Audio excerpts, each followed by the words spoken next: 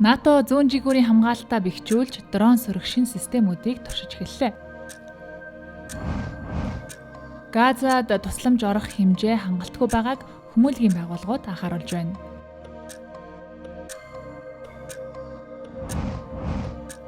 Америк нэгдсэн улсын ерөнхийлөгч Дональд Трамп Венесуэлд тагнуулын ажиллагаа явуулахыг зөвшөөрсөн гэлээ. Сирийн улсын төр ерөнхийлөгч Ахмад Аль-Шара Орос Албаны улсад айлчилж ерөнхийлөгч Владимир Путинтэй уулзлаа.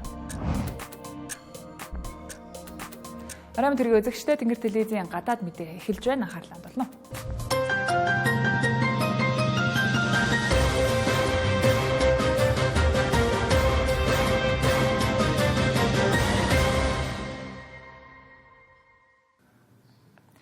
Брюсселд болсон НАТОгийн батлан хамгаалахын сайд нарын уулзалтаар эвслийн агаарын товтлогооноос хамгаалах чадвар, хүчин чадлаа өргөжүүлэх, ялангуяа Eastern Sentry хөтөлбөрийн хүрээнд ажиллагаа идэвхжүүлэх талаар хэлэлцжээ. Хэлэлцүүлгийн үеэр гишүүн орнууд батлан хамгаалахын хөрөнгө оруулалтаа нэмэгдүүлэх, шинэ төрлийн аюулд дасан зохицох, хариу арга хэмжээ авах тухай хэлэлцсэн байна. Сүүлийн үед Орос Албаны улсын дрон, сөнөөгч онгоцууд хэд хэдэн удаа НАТОгийн гишүүн улсуудын агаарын хилийг зөрчиж байгаатай холбогдуулан Ийхүү агаарын хамгаалтын асуудал НАТОгийн анхааралд ороод байгаа нь энэ юм а. Гишүүд хэлэлцүүлгийн үеэр Eastern Sentry санаачлагын хүрээнд нэгдсэн хяналт бүхий дроны давталгааг сөрөх системүүдийг турших, мөн Европын холбоо хувийн хвшилтэй хамтын ажиллагааг өргөжүүлэх шийдвэрийг гаргасан байна. Мөн энэ сард 9 гишүүн орон Украинтай хамтран Дани дрон сөрөх чадварыг нэмэгдүүлэх тухай санаачлагыг дэмжсэн гэдгийг бүлгийн нарийн бичгийн дарга Марк Рюте хэлж байна. Одоогийн байдлаар эвсэл зүүн Европын хил орчимд шинэ дрон сөрөх хамгаалтын системүүдийг туршиж байгаа бөгөөд эдгээр нь эвслийн зүүн жигүүрийн улс орнуудад тулгамдж уулзшгүй аюулаас урдчлан сэргийлэх зорилготой гэж байна. Үүнээс гадна 13 гишүүн орон үүнд Канада, Чех, Дани, Финлянд, Франц, Герман, Грек, Итали, Нидерланд, Норвеги, Испани, Турк, Их Британи гэх улсууд Distributed Synthetic Training High Visibility Project гэх нэртэй гишүүний улсуудын зэвсэгт хүчний сургуулийг технологийн хөгжил дэвшилтэд нийцүүлэн сайжруулах зорилго бүхий төсөл хэрэгжүүлэхээр тохиролцлоо. Энэхүү төслийн хүрээнд хамтарсан цэргийн сургалтыг илүү үр ашигтай зардал багтаа хэлбэрээр хэрэгжүүлэх, улс орнуудын одоо ашиглаж байгаа виртуал сургалтын технологиудыг нэгтгэн аюулгүй сүлжээ бүхий хамтарсан сургалтын орчин бий болох юм байна. Хэрэгжиж эхэлснээр гишүүн орнууд хуурай зам, тэнгис агаарын хамтарсан сургалтуудыг илүү хурдан төлөвлөж, зардлыг бууруулах, мөн бэлтгэл сургалтын хугацааг мэдэгдэхүйц багасгах боломжтой болно. Төслийн гарын үсэг зурах ёслол НАТОгийн төв байранд болсон бөгөөд НАТОгийн дэд ерөнхий нарийн бичгийн дарга Радмила Шкеринска энэхүү төсөл нь хурдтай хувьсан өөрчлөгдөж буй өнөө үед эвслийн хамгаалах чадвар, бэлэн байдлыг бэхжүүлэхэд чухал үүрэг гүйцэтгэнэ гэж үзэж байгаагаа хэллээ. Уг хөтөлбөр нь зөвхөн НАТОгийн гишүүн төдийгүй намхан далайн бүсийн түнш орнуудад нээлттэй бөгөөд оролцогч орнууд НАТОгийн нийлүүлэлт ба хангамжийн агентлагтай хамтран ажиллаж сургалтын хэрэгцээ болон нөөцийг уялдуулах цахим платформ байгуулахаар төлөвлөж байгаа гэлээ. Украинд үзүүлэх дэмжлэгийн тухайд гишүүн улсуудын сайд нар Украины батлан хамгаалахын сайд Денис Шмигаль болон Европын холбооны гадаад бодлого аюулгүй байдлын дээд төлөөлөгч Кая Каллас нарын оролцоотой НАТОгийн Украины зөвлөлийн хуралдаан дээр Украинд үзүүлэх тууштай дэмжлэгээ дахин баталгаажууллаа. Мөн уг уулзалтын дараа Украины батлан хамгаалахын холбоотнуудын бүлэг буюу Рамштайны уулзалтаарч мөн талууд ижил байр суурь илэрхийллээ.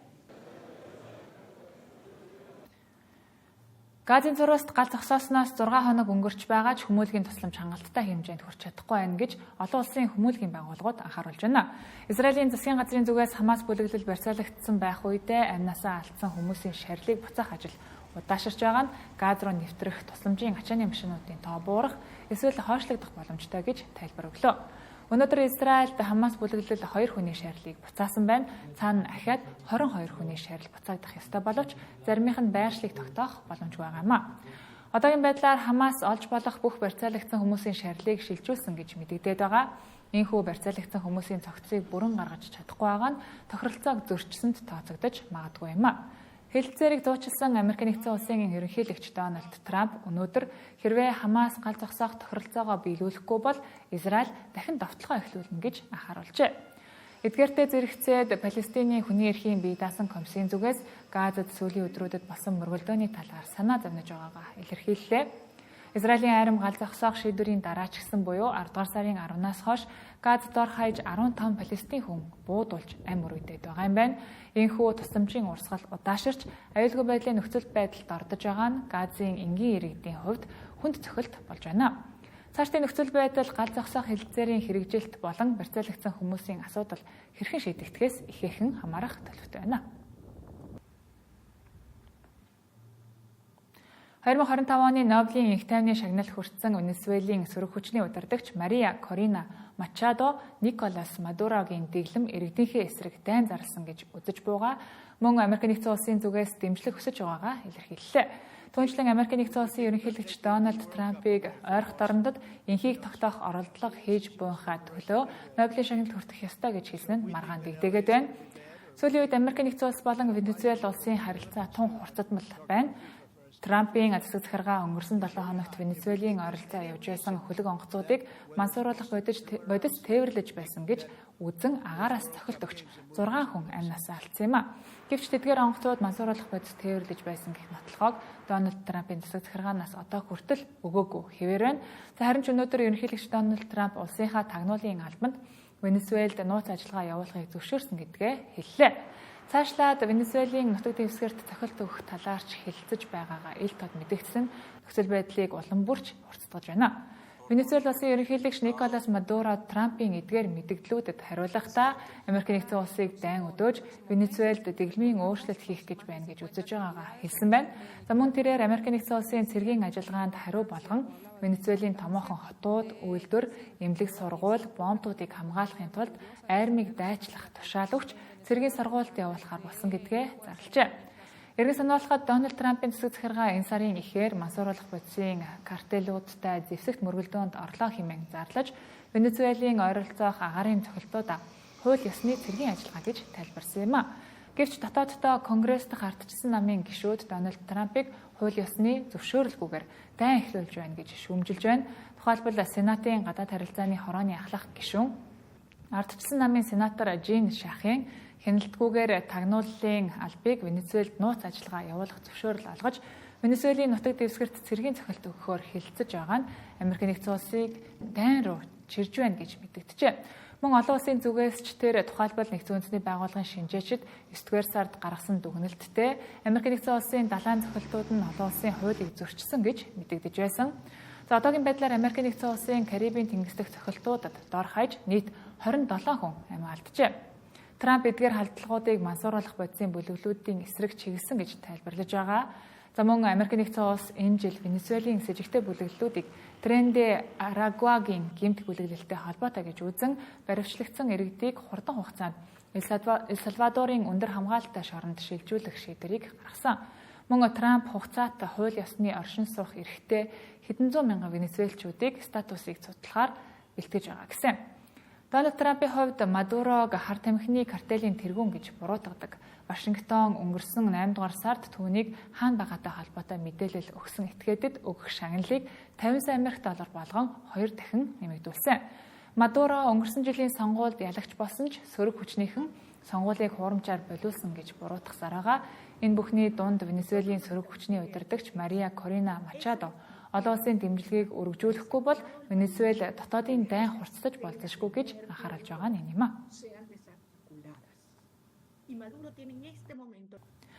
Сирийн ерөнхийлөгч Ахмед Аль-Шара Орос Албаны улсын ерөнхийлөгч Владимир Путинтэй Кремльд уулзаж Сирийн тал Москвагийн өмнөх бүх гэрээ хэлэлцээрийг хүндэтгэж хэрэгжүүлнэ гэдгээ хэлжээ. Энэхүү амлалт нь Сирд байрлаж буй Оросын 2 гол цэргийн бааз болох Латакийн мужидах Хмемим нисхийн бааз болон Тартусын тэнгисийн цэргийн баазын аюулгүй байдлыг хэвээр байгааг илтгэж байна. Мөн өнгөрсөн онд Москвагийн ойрын холбоотон Башар Аль-Асадыг түлхэн унагсан нь өмнө нь Аль-Каидагийн Сирийн салбарыг толгойлж байсан Ахмад Аль-Шара энэ удаа анхудаа эрх баригчийн хуваар Оросд айлчиж буй хэрэг гэдгийг тодтогох нь зүйтэй юм а. Тэрээр Владимир Путинтэй уулзах үедээ Орос улстай биднийг холбож буй хоёр талын нийтлэг ашиг сонирхол байдаг. Бид өмнөх бүх хэлэлцээрийг хүндэтгэн мөн харилцаагаа цаашид шин төвшөнд гаргахын төлөө ажиллана гэдгээ хэлжээ. Харин хариуд нь Владимир Путинч тэр Сирийн шинэ удирдагчдтай найрсаг харилцаа холбоотой байж хамтын ажиллагаагаа өргөжүүлэхэд бэлэн гэдгээ илэрхийлсэн байна. Орос Албаны улсын шадар сайд Александр Новак уулзалтын дараа сэтгүүлчдэд өгсөн мэдээлэлдээ Москва Сирийн газрын тосны төслүүд дээр хамтран ажиллаж, иргэний дайн олон жил үргэлжилсэний улмаас сүйдсэн эрчим хүч, төмөр зам, дэд бүтцийг сэргээхэд туслахад бэлэн байна гэдгээ хэлсэн байна. Хэлэлцээний үеэр Оросын Химемим болон Тартус дахь цэргийн базын ирээдүйн тухай хэлэлцсэн байна. Үүний өмнө Орос Албаны улсын гадаад хэргийн сайд Сергей Лавров энэ 7 хоногийн эхээр Дамаск Оросын цэргийн баазуудыг хадгалах сонирхолтой. Эдгээрийг Африк руу хүмүүнлэгийн тусламж хүргэх логистикийн төв болгон ашиглах боломжийг ярилцаж байгаа гэж хэлж байсан юм а. Харин Сирийн их сурвалжуудын мэдээлснээр Ахмад Ал-Шарагийн засгийн газар Оросыг Ассадын үеийн цэргийн баазууд зэвсэгт хүчнийг дахин зэвсэглэхгүй байх баталгаа өгөхийг хүсэж байгаа юм байна. За дүгнэлт хэлбэл Сирийн ерөнхийлөгчийн хийж байгаа уг айлчлал олон улсын анхаарлыг татаж байгаа шалтгаан нь Орос улс олон жилийн турш Ассадын дэглэмийг цэргийн хүчээр дэмжиж байсантай холбоотой. Харин Ахмад Ал-Шара тэргүүтээ босогчд 2024 оны сүүлээр эрх мэдлийг гартаа авсны дараа Москва Ассад болон түүний гэр бүлийг хамгаалтаа авч орогнуулж байсан юм а. Одоо Ассадын гэр бүл Москва хотод нууц байрлалд амьдарч байгаа гэгддэг. Орос улс уламжлалт холбоотнуудаа хамгаалах байр суурьтай байж Ассадыг Сирийн шин засагт шилжүүлэн өгөх магадлал тун бага гэж ажиглагчид дүгнэж байна. Америк нэгдсэн улсын өвчний хяналт урьдчилан сэргийлэх төвийн 1300 ажилтнанд өнгөрсөн амралтын өдрүүдэд ажлаас халах мэдэгдэл илгээгдсэн байна. Энэ нь тус байгууллага энэ оны эхээр ерөнхийлөгч Дональд Трамп албан тушаалтаа орсноос хойш ажиллах хүчнийхээ бараг 4/1-ийг алдах нөхцөл үүсэж байна гэж ажилтнуудыг төлөөлдөг үйлдвэрчдийн хэвлэлээс мэдээллээ. Тодорхойлбол өнгөрсөн баасан гарагийн орой уг байгууллагын 1300 ажилтан халах мэдэгдэл хүлээн авснаас 700 орчмыг нь буцааж хүчингү болгожээ. Эрүүл мэндийн яам үүнийг кодчлын алдаа байсан гэж тайлбарласан байна. Гэсэн хэдий ч 600 гаруй ажилтан ажлаасаа гарахаар бэлтгэж байна. Үүн дээр нэмээд өнгөрсөн 1-р сараас хойш халагдсан хүмүүсийг оролцуулаад байгууллагын ажилчдын 25% нь халагдаж байна гэсэн үг юм. Энэ удаагийн цамхагтгал нь засгийн газрын үйл ажиллагаа зогсоод 2 дахь 7 хоногт үргэлжилж байгаатай холбоотой юм а. Цамхагтгалыг үйлдвэрчний эвлэлийн хүчтэй эсэргүүцэж байна. Үйлдвэрчний эвлэлийн Local AFGE 2883 салбарын дарга Йоланда Джейкобс хэвлэлд өгсөн мэдээлэлдээ холбооны засгийн газрын хаалтын үеэр хийгдэж буй эдгээр хууль бус цамхагтгал нь хөдөлмөрчдийн эсрэг үл тоомсорлсон халдлага юм а. Энэ нь манай гишүүдийн амжиргаа, эрүүл мэнд, аюулгүй байдалд ноцтой эрсдэл үүсгэж байна гэж хэлжээ.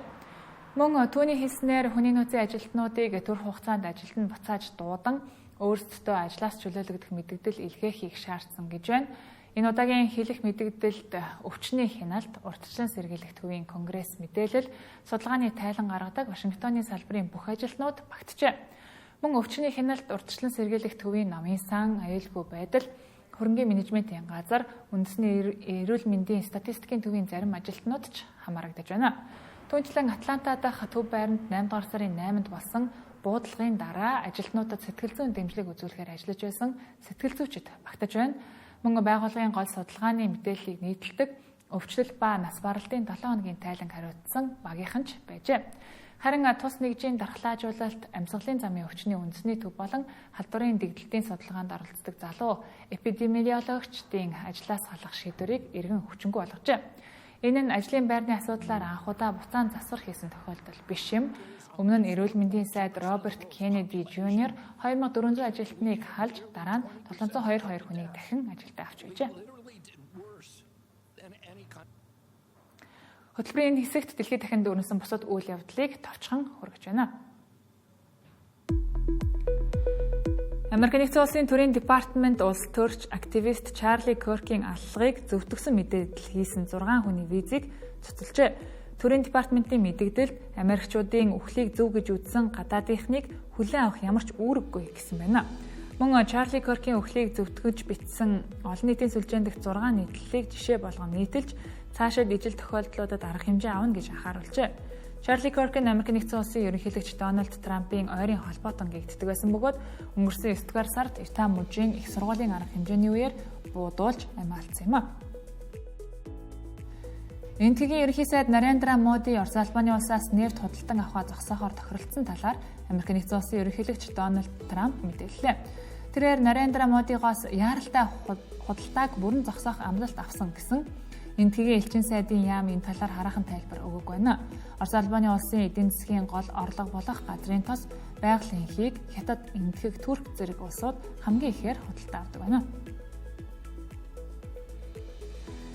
Apple компани M5 процессортой шинэ MacBook Pro, iPad Pro, Vision Pro хөрөмжүүдэд танилцууллаа.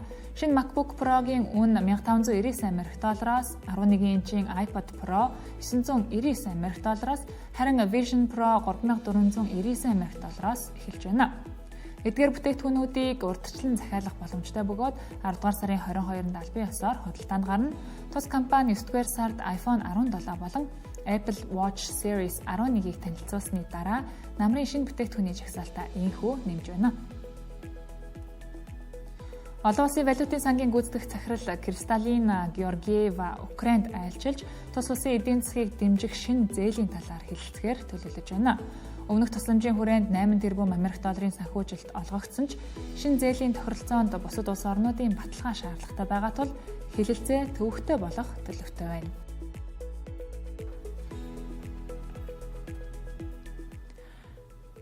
Тэнгэр телевизийн гадаад мэдээний хөтөлбөр танд хүрлээ. Анхаарал хандуулсанд баярлалаа.